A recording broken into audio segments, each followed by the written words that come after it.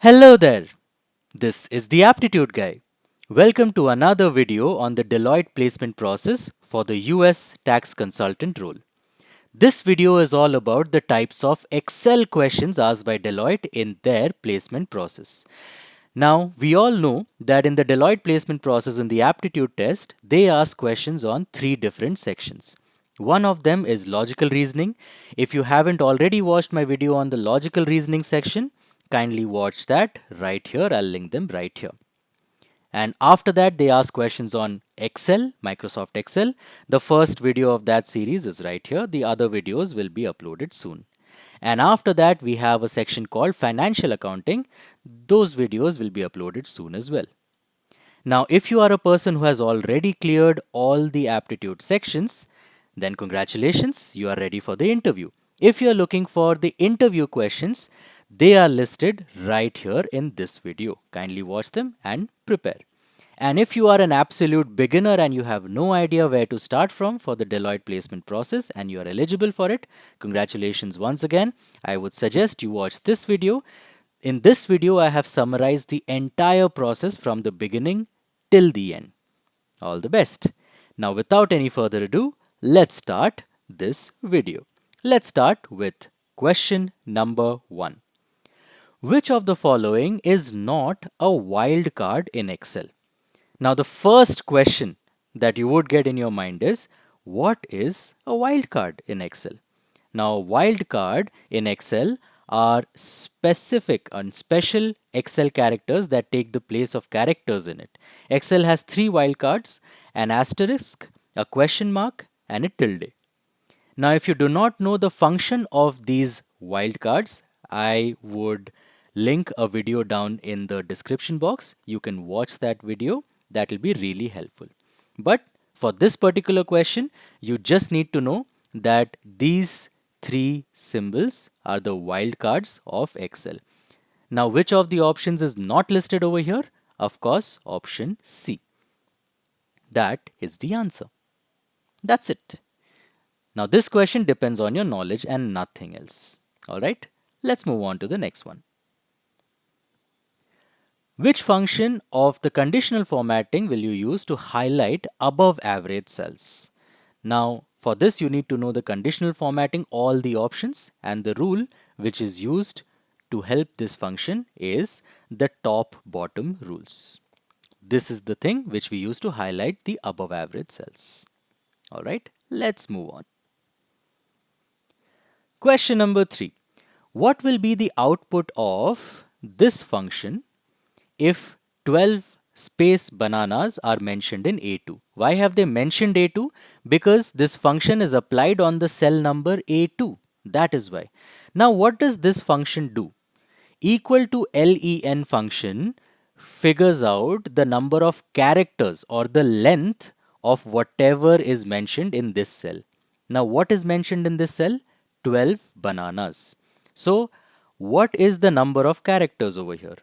Many people will say 1, 2, 3, 4, 5, 6, 7, 8 and 9. And that is why 9 is given in the options. But that unfortunately is the wrong answer because the space over here is also considered as a character. So what will be the actual answer? We have 9 letters and 1 space. So the answer is 10. A total of 10. That's it. If the space was not there, then the answer would have been 9. Alright, let's move on to the next one. Question number 4. Which of the following is absolutely necessary for advanced filtering in an Excel sheet? Alright, have a quick look at all the options, pause the video if you need to, and then figure out what the answer is. Alright, let's see what the answer is quickly. Answer is option D. So which of the following is absolutely necessary for advanced filtering? It is the headers and the lists should be in the same range and column. Alright, now we know this. Let's move on to the next one. Which of the following will show a hashtag calc error? That is a calculation error in an Excel sheet. Try to figure this out. Think about it. You have all the options with you. Pause the video, think about it, and then come back for the answer. All right, let's see what the answer is. The answer is option C, an array with no items. Then obviously there will be a calculation error. All right, let's move on. What do fields represent in a pivot table? Now for this you need to have a proper knowledge of pivot table, okay, and what are fields. So pause the video again, try to figure this out and then come back. All right, the answer is option B, the columns. So the columns in a pivot table, they are represented by the word fields. Okay, let's move on to the next one. Which of the following shortcuts can be used to find and replace data in an Excel sheet? This one is a very simple one. You should be able to give an answer. And yeah, one more thing. Have a scorecard or something with you to just jot down how many questions you got right and how many questions you got wrong. And one more thing, in the Deloitte aptitude test, in the Excel part, they ask 15 questions. Logical reasoning, 30 questions. And financial accounting, 30 questions. So financial accounting, we have 30 questions. Logical reasoning, we have 30 questions. And Excel, we have a total of 15 questions. So we have 75 questions in total, and we have 75 minutes to get all the answers. Okay, that's it. So what is the answer over here? To replace data, we would Control H. All right. Now, what about the other options over here? Control A is basically selecting everything. Okay. A is for all. Select all. Control F is for finding something. Control X is for cutting. Okay. Cut, copy, paste. Control X is cut. Control C is copy. And Control V is paste. So for replacing a data, we do Control H. All right. Let's move on. Question number 8. Which function converts the date in a form of text to serial numbers? Alright. So basically, suppose if you have a date, like for example, 11th February 1993. This is the date. Now, which function converts this date into a serial number? Basically, a bunch of digits. Which function is that? The answer is option C. All right, date value. Okay, you can try this out in your own MS Excel software. Okay, let's move on. Question number 9. What function apart from count A is used to create a dynamic range in Excel? First of all, what is count A function? What does count A function do? The count A function is a very simple function which simply counts the number of cells which are not empty. They could have anything in them, anything, and it will count it. But if they have even one thing, even a dot, then it will count it. Okay. But if they have nothing in them, if they have a blank, if the cell is absolutely empty, then it will not count it. Okay. So which function apart from count is used to create a dynamic range? What do you mean by a dynamic range now? A dynamic range is basically one way to create a dynamic named range with a formula is to use the offset function together with count a function. Dynamic ranges. What is a dynamic range?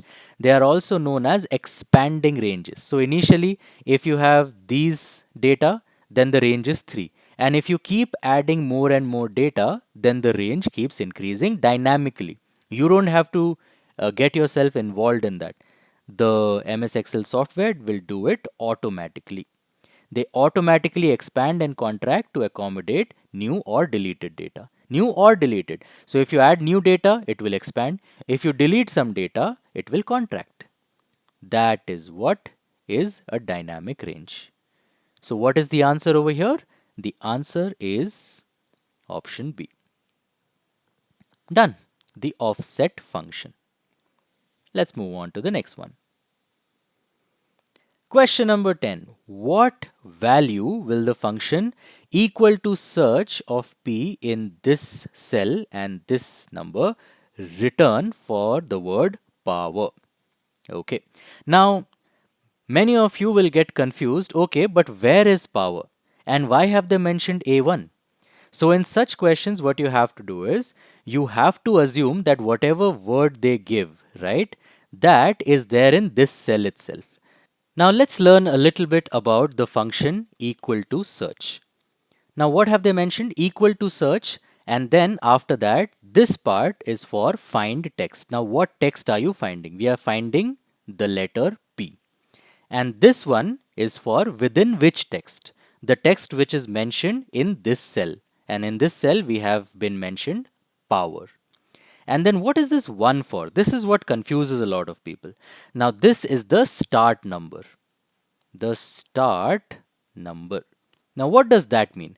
The start number means from where do you want to start? Do you want to start from the first letter? Then you write 1. Do you want to start from the third letter? Then you type 3 over here. Okay. Now we want to search for this letter in this word, that is power, starting from the first letter itself. Okay. So when you start from the first letter, P is in which place? P is in the first place itself. All right. So what does it return? It returns number 1. Now suppose we had a variation of this equal to search. Suppose we are searching for W. Okay. And again in A1, and we start from 1, say. So starting from the first letter, where is W? 1, 2, 3. Okay, so then the answer will be 3. But if we do search for W in A1 starting from the second letter, that is we start from O. So this is the first letter now, W will be the second letter. Then the output would be 2. Okay, and if at all this has 3, then we start from W itself, because that is the third letter in this entire word. So where is W? Starting from W, it is the first letter itself. So then the output would be 1. Got it? So this is what the search function does. Alright, I hope that is clear. If you have any more doubts, please drop them in the comment section. Let's move on to the next one. Which of the following is the text Excel function? Now what does that mean? Text Excel function. This means which of these functions over here works on texts? And that answer is lower. Now what does this function do exactly? Now what comes to your mind when you hear the word lower in a text? Obviously lowercase. We have uppercase and we have lowercase. For example, this. Suppose in A1 cell we have this entire word, the aptitude guy, of course the name of the channel. And then in B you can see the formula here, equal to lower of A1, that is this, the aptitude guy. Now what is the output here? This was completely in capital and this is completely in lowercase. Okay, so what this function does is it converts everything that is there in this cell into lowercase. Okay, that's it. If it is already in lowercase, it will keep it as lowercase itself. But if anything is not lowercase, it will convert it to lowercase. That's it. Okay. Well, with that, we are done with the first part of the Excel video. Alright. If you want to watch the next video, it is right here. And if you want to watch the logical reasoning video, then it is right here in the previous video section. I hope you got most of those answers correct, and if you did not, now you know what are the answers. If you like this video, a like to this video would be amazing and a subscribe would be awesome. Alright then, I'll see you in the next one. Bye bye.